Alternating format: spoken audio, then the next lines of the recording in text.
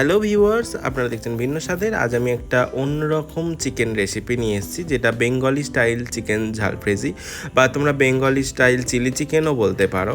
তো প্রথমেই আমি তেলে একটু হলুদ আর অল্প একটু লঙ্কার গুঁড়ো দিয়ে একটু আলুগুলো ভেজে নেবো। যেহেতু বেঙ্গলি স্টাইল, আলু তো দিতেই হবে। আলু ছাড়া বাঙালিরা কিছু ভাবতেই পারে না, সেটা মুরগি হোক বা খাসি। তো সেক্ষেত্রে আলুগুলো আমরা একটু ভেজে নেব তেলের মধ্যে। একটু লাল লাল করে আলুগুলো আমরা ভেজে নিচ্ছি। সুন্দর করে আলুগুলো ভাজা হয়ে গেছে। এবার আলু ভাজাটা আমরা তুলে নেব, নিয়ে আমরা রেখে দেবো একটা পাত্রে। তারপর আমরা এতে এই তেলের মধ্যেই আমরা পুরো রান্নাটা করে নেব। তো সেক্ষেত্রে তেলটা সেই অনুযায়ী দেবেন, যেই অনুযায়ী আপনারা রাখতে চাইছেন। আমি 500 গ্রাম মাংস নিয়েছি, আর আমি তেল নিয়েছি 50 গ্রাম মতো। তো আমি এতে একটু গোটা গরম মশলা হলুদ দিলাম। তো এর মধ্যে ছিল লবঙ্গ, এলাচ আর দারচিনি। তো এরপর একটু 10 সেকেন্ড মতো ওয়েট করার পর আমি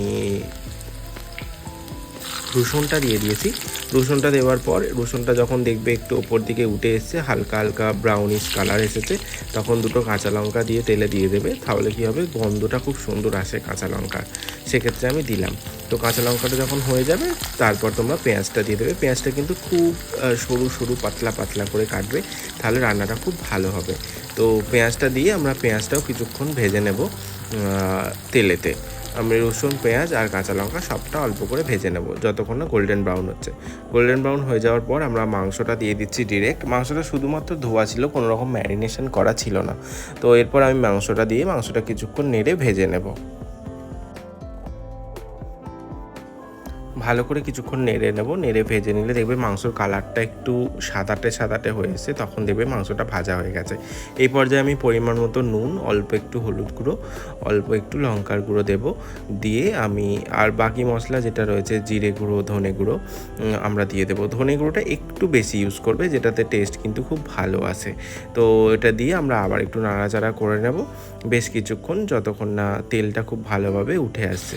তো বেশি কিছুক্ষণ নাড়াচাড়া করেছি, দেখতেই পাচ্ছ তেলটা খুব সুন্দরভাবে বেরিয়ে এসছে। এই পর্যায়ে আমি 1 চামচ মতো সয়া সস ইউজ করলাম, যেটাতে কালারটা খুব সুন্দর আসে আর একটা চিলি চিকেনের মতো ফ্লেভার দিতে সাহায্য করে। তো আমি সয়া সসটা দিয়ে দিলাম। ঝালফ্রেজিতে কিন্তু সয়া সসটা খুব প্রয়োজনীয়। তো সয়া সসটা দেওয়ার পর একটু নাড়ানাড়ি করে নেব। তারপর আমি দিয়ে দিচ্ছি আদা বাটা। আমি কিন্তু রসুন বাটা ইউজ করিনি, রসুন কিন্তু আমরা কুচানো ইউজ করেছি, প্রথমেই তেলে দিয়ে দিয়েছিলাম। তো এরপর আমরা আদা বাটাটা অল্প একটু নাড়াচাড়া করে ভেজে নেব কিছুক্ষণ। বেশ 2-3 মিনিট মতো ভেজে নিলে আদার গন্ধটা চলে যাবে। তারপর আমি দিয়ে দিচ্ছি 1 চামচ, বড় চামচের 1 চামচ টক দই। টক দইটা কিন্তু ফাটিয়ে দিইনি আমরা। টক দইটা এর মধ্যেই দেবো। গ্যাসের ফ্লেম একদম লো রাখবো, রেখে এর মধ্যেতেই ভালো করে মিলিয়ে দেবো। টক দইটা দিলে কালারটা খুব সুন্দর আসে, আর তেলটাও খুব সুন্দরভাবে ভেসে ওঠে, যেটাতে টক দইটা দিলে খুব ভালো লাগে। সেই ক্ষেত্রে টক দইয়ের টেস্ট তো তোমরা সবাই জানো, যেটা মাংস সেদ্ধ হতেও খুব তাড়াতাড়ি মাংস সেদ্ধ হয় এবং মাংস সেদ্ধ হতেও সাহায্য করে। গ্রেভিটাও থিকনেস আসে। তো টক দইয়ের অনেক কিছু কাজ আছে, যেগুলো তোমরা সত্যি ইউজ করে দেখতে পারো, খুব ভালো হয়। এরপর ভালো করে নাড়াচাড়া করে নিচ্ছি। দেখতেই পাচ্ছ খুব সুন্দরভাবে টক দই, আদা সবটাই হয়ে গেছে, আর মাংসটা খুব সুন্দরভাবে কষানোও হয়ে গেছে। এই পর্যায়ে আমি লম্বা লম্বা করে বড় বড় করে কেটে রেখেছিলাম টমেটোটা দিয়ে দিলাম।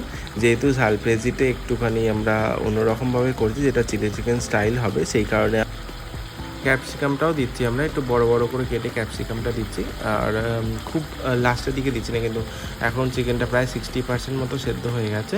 তো আমি সেই পর্যায়ে দিচ্ছি ক্যাপসিকাম, টমেটো আর বড় বড় করে কেটে রাখা পেঁয়াজ। আমি সবটাই দেবো, দিয়ে ভালো করে মিক্সড করে নেব। একটু বড় বড় করে পেঁয়াজটা কেটেছি, আর প্রতিটা পেঁয়াজ আমি আলাদা আলাদা করে নিয়েছি, মানে একসাথে লেগে নেই। সেক্ষেত্রে কিন্তু সেদ্ধটা খুব ভালো হবে। আর কিছু চেরা কাঁচা লঙ্কা ছিল, সেগুলোও দিয়ে দিলাম। কাঁচা লঙ্কাটা কিন্তু গন্ধটা খুব ভালো আছে। যদি আপনারা ঝাল কম খান, সেক্ষেত্রে আপনারা কাঁচা লঙ্কাটা গোটা দেবেন, কিন্তু গোটা দিলে কী হবে, ঝালটা কম হবে। তো এই পর্যায়ে আমরা আলুটাও দিয়ে দিলাম। আলুটা দিয়ে ভালো করে মিক্স করে আমরা একটুখানি নাড়াচাড়া করে নেব। এরপর আমি দিচ্ছি কারি পাতা।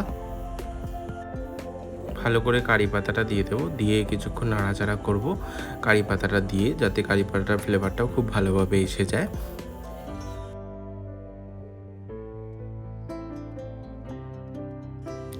কারি পাউডার দিয়ে কিন্তু খুব বেশিক্ষণ নাড়াচাড়া করলে হবে না, 2-3 মিনিট নাড়াচাড়া করে আপনারা একটা ঢাকনা দিয়ে দেবেন, যেটা 5-7 মিনিট মতো ঢাকনা দিয়ে রাখবেন, যেটাতে এই পর্যায়ে কিন্তু আমরা জলটা দিইনি।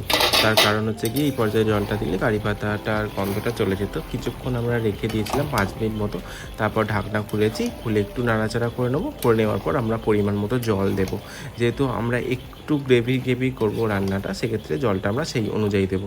যদি আপনারা কষা খেতে চান, এটা রুটির সাথে যদি খেতে চান, তো সেক্ষেত্রে কষা রেখে দেবেন, সেক্ষেত্রে জলটা একদম ছোটো কাপের 1 কাপ দিলে হবে।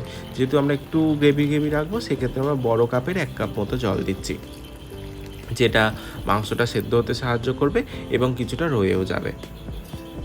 তো এই পর্যায়ে আমরা 15 মিনিট মতো ঢাকা দিয়ে দেবো। 15 মিনিট ঢাকা দিয়ে রান্না করলেই রেডি হয়ে যাবে চিকেন ঝালফ্রেজি, যেটা বেঙ্গলি স্টাইল চিকেন ঝালফ্রেজি।